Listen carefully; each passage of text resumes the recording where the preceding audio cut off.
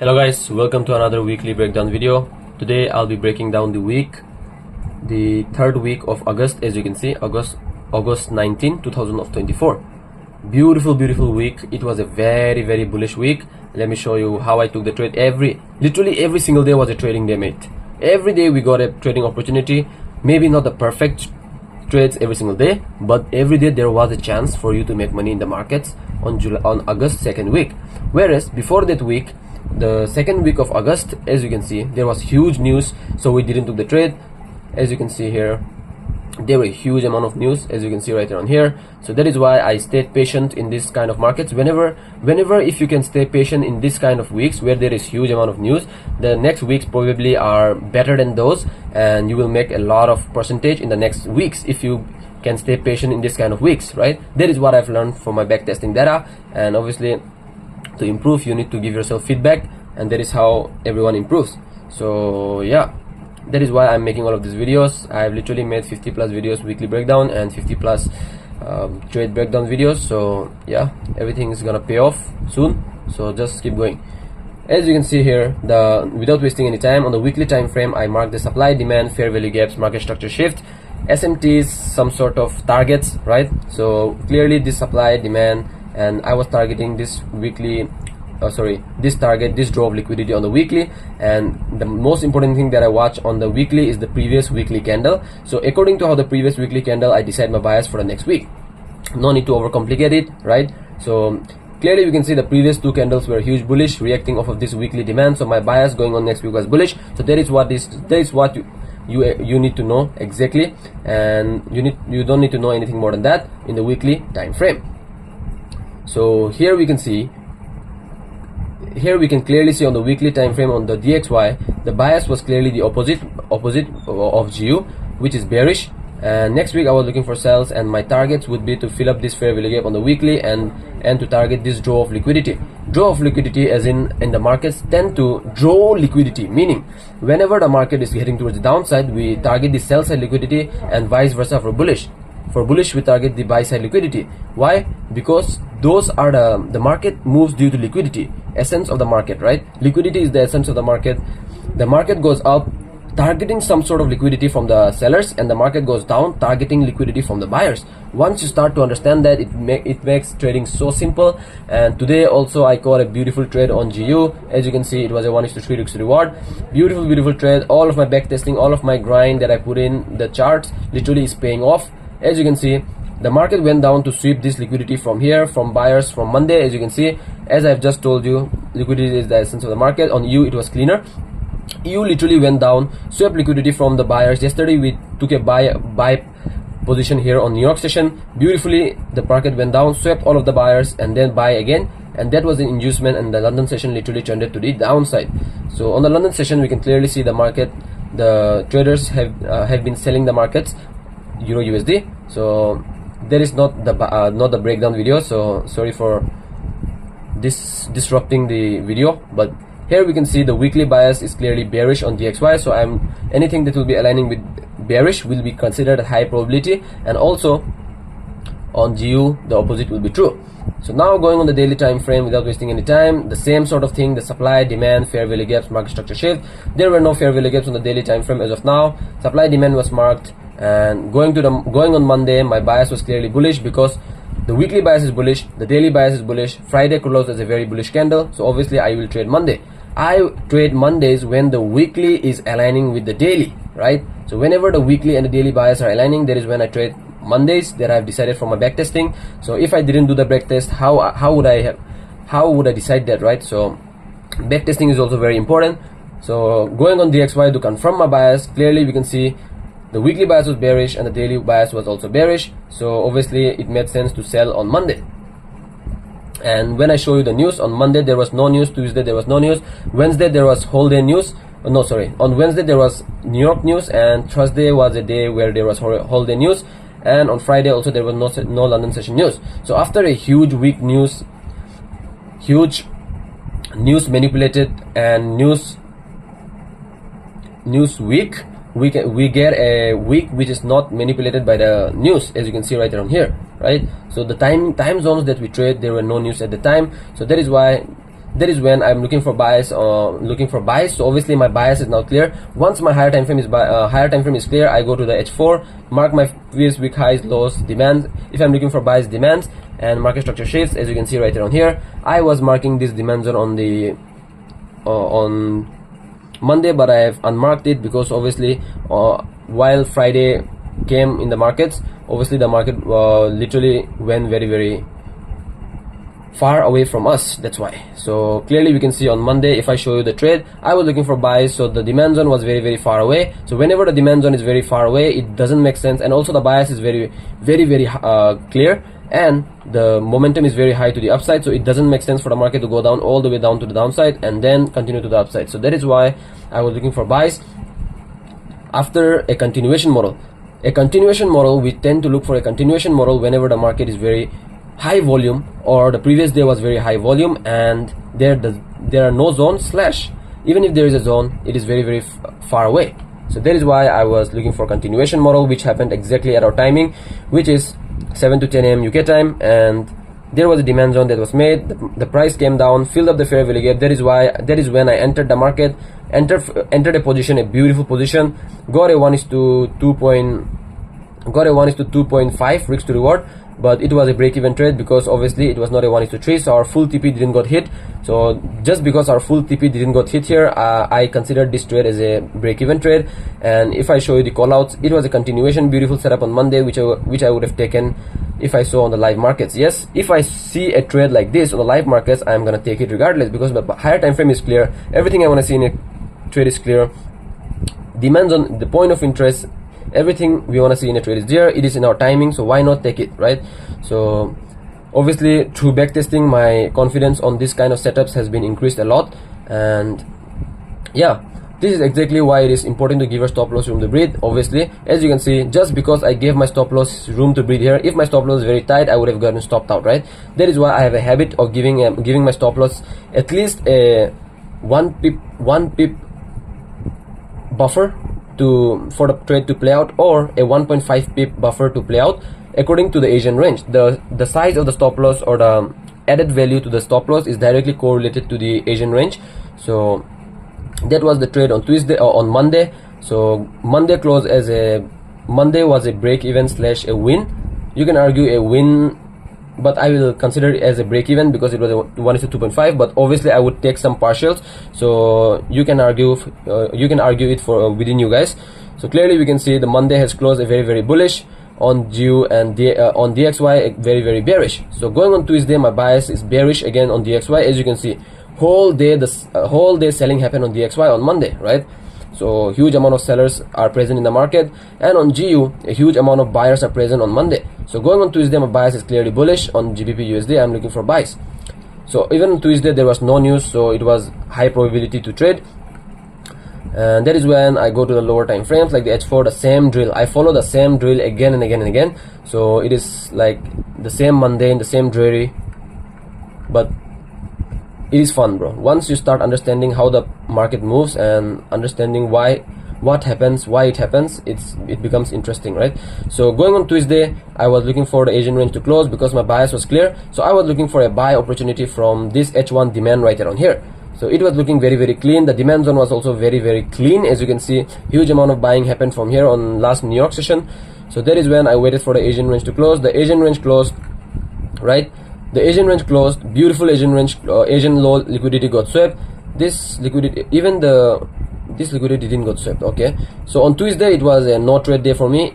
You can argue that this was the MAC model, and I've also written it. It was Rob Dono's MAC trading strategy, but the only problem was the timing. It was 15 minutes before the session, so we didn't execute the trade. So the MAC model starts from 11:30. The move started to happen from 11:15. But to be honest, I could have taken this trade, but obviously I mark my demand zone here, so you can argue that I would not have taken this trade. So Tuesday was a no trade day, but if I had taken a trade, this would have been a winner. And also there was Fibonacci entry 1:3. We would have got our 1:3 risk to reward. And also there was SMT. As you can see, there was SMT on GU and DXY. Clearly we can see there was beautiful SMTs on EU.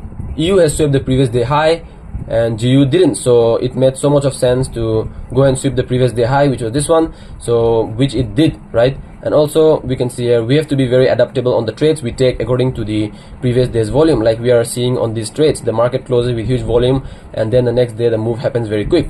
As you can see, it is true. According to how the previous day's volume is, we have to adapt to the market. As you can see, previous day was huge bullish, right? So also we have to keep in mind that the move might happen from anywhere because of the previous day's volume.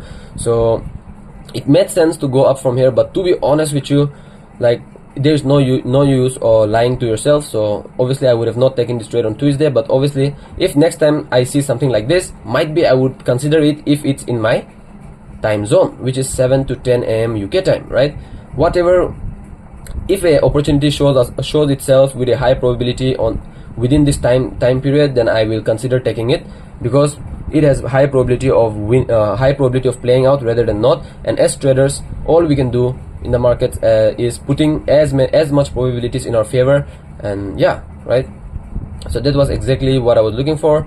And after Tuesday, on Wednesday, now going on to Wednesday, this was a very bullish week. And yeah, mate, whole week all you gotta do was buy, spam buys, right? And if you were in a position from Monday, then whole week you would have made a bag, literally not doing anything, right? So going on Wednesday, my bias was again bullish. I was looking for buys. You can argue that now the price has swept this liquidity and gave a wick, but obviously the bulls are more stronger than the bears, just by looking at the candle, I can say. So I didn't change my bias. I was looking for buys. And coming to DXY, now this daily fair value gap that I was targeting at the start of the week, as I've told you before the analysis started, got filled to the T. And after filling up this fair value gap, it didn't show any signs of rejection. So that is why my bias was clear. Going on Wednesday, it was bearish on DXY and bullish on GBP USD. So the same drill again, the H4 marking the demand zones, which was here. There was a break of structure right around there. So on the H1 I marked the demand zones, but on the H1 I could not spot any demand zones here. So that is when I waited for the Asian range to close, obviously. So after the Asian range is closed, that is when I look for demand zones, which there were none. And that is when I go to the M30. On the M30 time frame, there was a M30 demand zone here. Beautiful M30 demand zone, 1630. Asian low liquidity got swept. And this trade I have also journaled it, because I have took this trade. It was a beautiful trade. Asian low liquidity got swept. First try we got a break-even trade, 1:2.26 risk to reward, as you can see. And the second time, on Tuesday, we didn't took the trade because our point of interest didn't got mitigated, right? So but on Wednesday, our point of interest also didn't got mitigated. So it made so much sense to take this trade. The market was literally going up and up and up. On Tuesday, it didn't give us the point of interest mitigation. So on Wednesday, we did got it. So that is when I entered the trade, and this was a banger. Literally a 1:3 risk reward. Now, a quick summary. Monday was a little bit of profit break even. Tuesday was a miss trade, and the targets were clear on Tuesday. Could have taken, and on the live markets I would consider trades like this and have learned from it. So it is what it is. So on Wednesday it was a banger. Literally I would have taken this trade any day, and it was also in my time window, that is 7 to 10 a.m. UK time. And yeah, mate, played up to the T Wednesday looking for buys. So London session, we are only doing London session as of now. Whenever we get a trade on London session, that is when we don't trade New York. We get a trade on London, we don't trade New York. So today in the live markets I got a trade on London, so I will not trade New York. It is what it is, right? So whenever the London session is low volatile, or the zone is not mitigated on London session, that is when I look for trades on New York. The purpose of trading New York session is when you don't get trades on London session. If you become greedy and start trading both sessions, that is when you there is high probability of you fucking up, right? So going on Thursday, my bias was again bearish on DXY, which will be bullish on GBP USD. Nothing changed, but now as you can see, the buyers are losing momentum a bit. Just by seeing at the candles, I can see that now the sellers are little by little coming in the market, but that doesn't mean that I will start looking for sales. No, it is not yet enough for us. So on the H4, obviously I marked the demand zones, and this was the demand zone on the H4, as you can see. And going on the H1 time frame, I was looking for a demand zone, which there was none, I believe. So waited for the Asian range to close. After the Asian range closed, there were no. Okay, so there was a demand zone. Okay, so there were no demand zones on Thursday. I didn't look for a trade, I believe. And also on Thursday there was news. Sorry, I didn't show the news. Monday, Tuesday no news, Wednesday no news, and on Thursday there was whole day there was news, so it was very, very tricky. And on Friday there's Fed Chair Powell speaks, and so on and so forth. So if I show you the Thursday straight quickly, on Thursday it was a Asian low setup, right? The Asian low literally got swept, and at our timing, which is 7 a.m., literally the move happened. The market literally, whenever the 7 a.m. UK time candle opens, the market literally shoots to the upside, right? Right now, that's the pattern that the market is following. Huge amount of buying is happening on the Frankfurt session, as you can see, and it was a winning trade, but I would not have taken.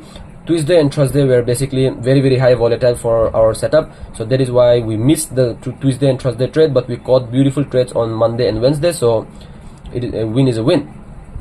So Thursday was a no trade day for me because of the volume, but the idea did play out. My bias did play out, the idea did play out. Now, as we can see, on Thursday the sellers have dominated the market on Thursday. So on if I was looking for anything on Friday, to be honest, on Friday I would not trade because I already caught so many beautiful trades throughout the week, so I would not be greedy. I would let the end of the week play out. But if I were to trade, I would look for sells, in this case to fill up this fair value gap on GBP USD, which will be buys on DXY, I believe. Yes, on DXY I would trade to fill up this fair value gap to the upside, and also on DXY huge amount of buying happened on Thursday. So yeah, going on the 4 hourly now, was looking for some sort of supply zones, which there were none, I believe. Yes, there were no supply zones on the H4. That is when I go down to the H1 time frame to look for supply zones. Even on the H1 there was no supply zone, and that is when I wait for the Asian range to close. The Asian range closed something like this, and after the Asian range close, there is no supply zone on the H1, but that doesn't mean that we will not get supply zones on M30 and M15. One move on the H1 is literally 2 to 3 moves. It's partitioned in the lower time frames. I have told that a gazillion of times, explained it a gazillion of times, so hope you guys know that by now. So this was the supply zone I was looking to trade from on the M30 time frame, a typical Asian high liquidity sweep model, and which did play out, I believe. Yes, I didn't took the trade here due to I was aligning it with DXY and EU. GBP USD swept the Asian high, but EU and DXY didn't. So it made sense for EU and DXY to go and sweep the Asian ranges, respective Asian ranges, before making the move. That is why I didn't took the entry here. That was used as inducement, and then I entered. And after I have entered, literally it was a break-even trade again, because 1:1.5 I break even the trade. That is one of my rules. And after the trade was break even, literally the market shoot up. London session kick in, London session kick in, and then boom, huge amount of buying happened again in the market. And yeah, also there was Fed Chair Powell speaks. Maybe the US economy was in a downfall last year August, so have to do some research about that. And yeah, whole week buying happened on the market, as you can see. Beautiful week, caught some beautiful trades, missed some, caught some, didn't lost any, to be honest, but you will lose. Losing is a part of the game, and you have to accept it. Only the traders who accept it are gonna survive in this business, right? So that is when I show you the weekly callouts. Oh shit, there's a lot of callouts. So let me quickly show you the callouts. Okay, so these were the callouts. It was a very informational week. I personally liked it very much. I like weeks like this whenever there is information. There are some weeks where nothing happens, right? These are the weeks where you should be in the charts. If you stay disciplined in the chart, show up every single day, these are the weeks you will make the generational wealth, meaning you will not have to worry about money again, like that, right? So yeah, I hope you guys learned something from this video. See you on the next video.